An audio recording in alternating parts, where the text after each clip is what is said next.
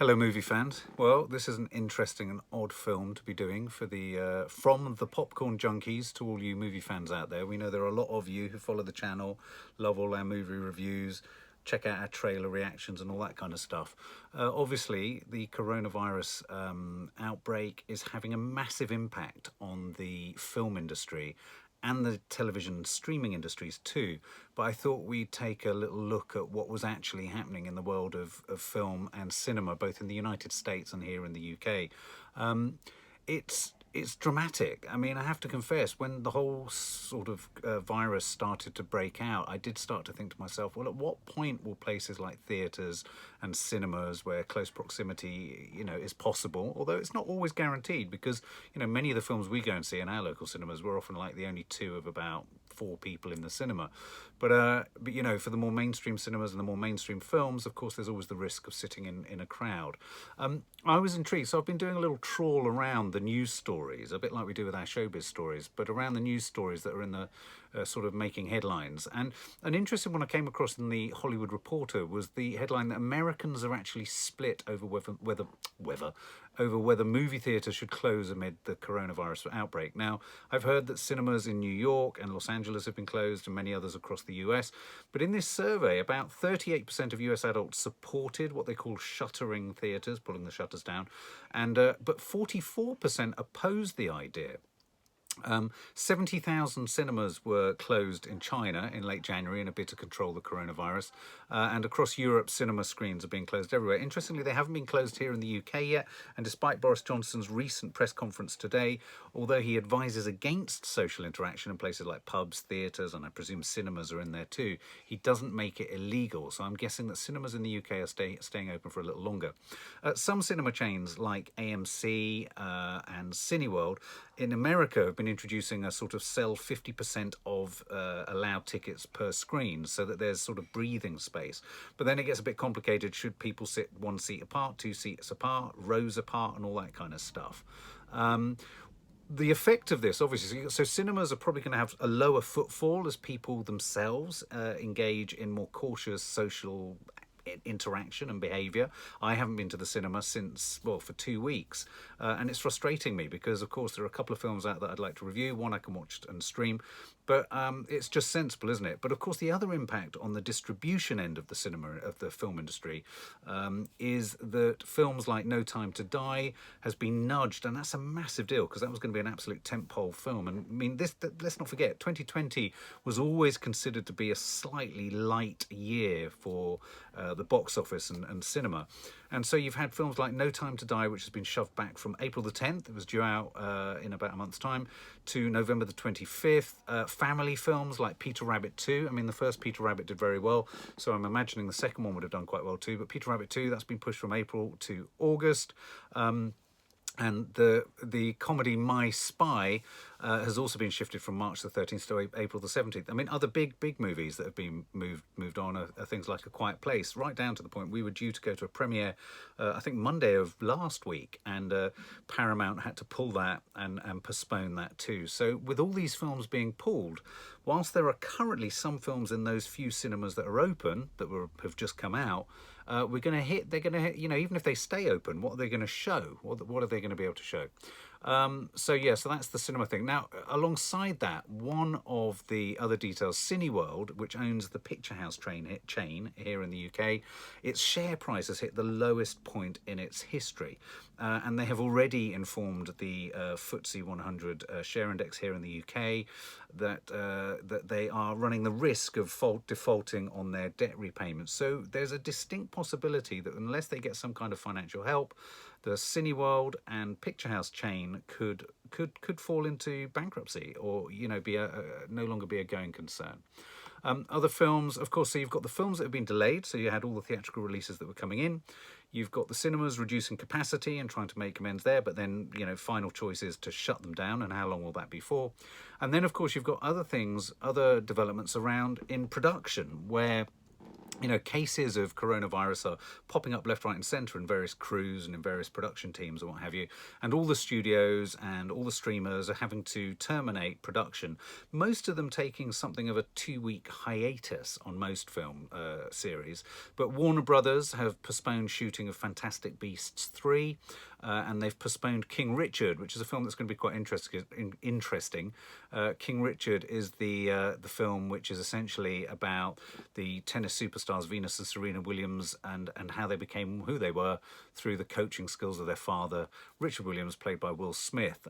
So that's one film. Other delays and postponements that have happened in terms of productions.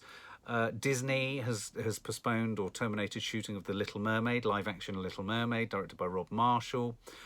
The Marvel film Shang-Chi and the Legend of the Rings has been suspended as the director Daniel Cretton, destined Daniel Cretton, was self-isolated himself. I'm not too sure whether he actually tested positive. Ridley Scott's new film The Last Duel, that's been put on pause. Guillermo del Toro's Nightmare Alley, starring Cate Blanchett and Bradley Cooper, that's gone on pause. Shrunk, the reboot of Honey, I Shrunk the Kids, that too. Home Alone, the reboot, Disney Plus's, that's gone on pause as well. Netflix has terminated production of things like Stranger Things, Red Notice starring Dwayne Johnson and Ryan Reynolds, and Mission Impossible 7 has also been put on pause. But then where there's the pausing of productions, lots of these film companies, the studios are scrambling in a way to work out how the hell can they make money from some of the films that they've made. If they can't put them in cinemas, they're dropping them sort of prematurely and sort of immediately on available in home, video on demand. So whether you can stream it or play it or buy it, I'm not entirely sure how we do it in the UK with Universal. I don't know whether you can just go onto NBC Universal and buy them. Maybe someone knows. But The Invisible Man, the recent sort of, I think it's a horror film, The Hunt, and Emma, that are becoming available in homes on Friday as exhibition braces for Shutdown. Trolls sequel is to hit cinemas and video on demand on Easter weekend. So it's tough out there. So Walt Disney Company is also making Frozen 2 available ahead of time, and Star Wars: The Rise of Skywalker is also scheduled for Tuesday. Now, of course, none of these films are going to be free. None of the streaming services become free. These studios are going to have to make some clever, nifty shifts in what they offer up to the viewer and to their customers in order to keep making money. I mean, especially Disney, where they've had to close down their theme parks and things like that. So it's kind of a novel, once again, I mean, one of the things I'm intrigued by within this whole coronavirus thing is the importance that social media and streaming services and even films, YouTube and things like that, the liberating element of these platforms and the technology does allow these businesses to be quite nimble in finding other ways of getting content to us.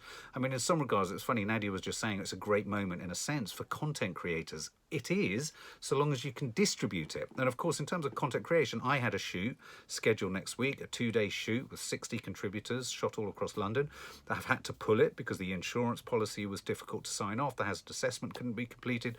And so, you don't know whether parts of London are going to go into quarantine or how severe things are going to get. And it's so if decisions at my micro level are happening, then these macro decisions will mean that there'll be a logjam or a great big air bubble of no content at some point. I know that the pilot season in the US is in total disarray because so many piloted series happen now, are being shot now, and then will be tested.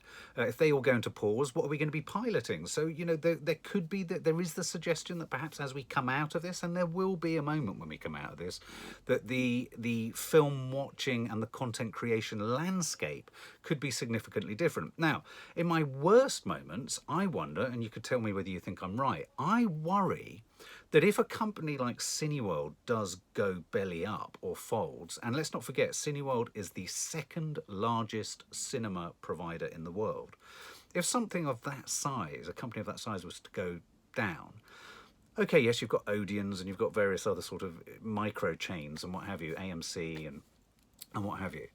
But there could be a marked shift in the production, distribution and exhibition chain of the Hollywood filmmaking industry and the whole content creation industry.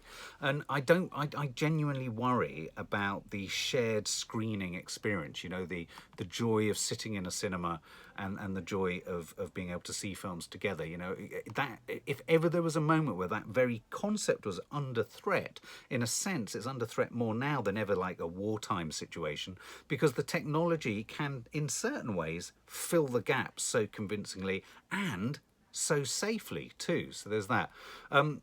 Initial estimates are saying that Hollywood was originally thinking that it could lose about $5 billion in turnover. New guesstimates are kind of saying it's set to lose about $20 billion. That's a remarkable amount of money. The box office, the US box office this last weekend just gone, I think was around the region of $55 billion in total. The worst box office receipts take for, I think, 22 years or something like that. But it's always good to know that you know, within the madness, there are always people with a sort of gallows sense of humour. And so, you know, some celebs and some people working in the industry in Hollywood have been sort of making posts like James Gunn, 10 great movies you likely haven't seen to stream while you self-quarantine. It's support for the health of our world to practice social distancing as much as possible. I've come up with this list. He's offering lists of films for us to watch. I must go out and check it. I can't see it. James Woods, the actor, he's saying quarantine is heaven. George Takei, who I believe used to be in Star Trek, he's absolutely correct there, talking about we're in a state of emergency. He's referring to a New York City Council speaker. Olivia Wilde, the director of Booksmart and the actress, stay at home is all we can do, and she's got a little film on her Twitter account where you've got a number of matchsticks all burning, and then one matchstick steps out to break the flow and the burning stops. It's odd. We are in a situation where staying at home is an act of generosity to other people. Tom Hanks, you know, and then of course there's the good news. Idris Elba has tested positive. He's another sort of major star who's gone public, and I think this is good that major stars are going public on this, because the fact for me, I got huge comfort from seeing Tom Hanks and his wife posting that they'd come out of isolation, they'd been treated, and they posted on Twitter, thanks to the helpers, let's take care of ourselves and each other, Hanks. You know, it's just a reminder that yes, there's the terrible statistics, but then there's also just ordinary people, though of course Tom Hanks isn't just ordinary people, it's Woody, for God's sake. But you know, people survive, and I think people with a huge public profile, it's great that they're actually sharing that fact with the public. So there you go. You know, the film industry, I think, is in the throes of something of an existential threat as much as a financial threat, and I do fear for the theatrical cinemas in the UK principally, but across the globe too. And I do worry about the big gap that's going to come necessarily, even when this sorts itself out. I mean, what films are going to be plugging the gap? Is there going to be a moment, for instance, when governments say, oh yeah, it's all clear, everyone go back out to theatres? I doubt it. So there's never going to be a sort of eureka moment where the whole industry clambers back to its feet and starts again. For us at the Popcorn Junkies, it's a hugely sad time in so many different ways. But we're going to keep bringing you content. We're going to be watching what we can when we stream it through streaming services and what have you. We're going to be reacting to trailers if the studios are still bouncing them out there. But yeah, you know, there may not be as many film reviews for a while, and that's a bit saddening. But anyway, lots of love. Share all your thoughts. Do you think cinemas should close? Perhaps you think they shouldn't close. Perhaps distancing techniques would be enough to keep the film industry kind of going. And is 2 weeks enough for these shoots to stop production? Share your thoughts. And as ever, sending all our regards, cinematic regards, to all you popcorn junkies out there.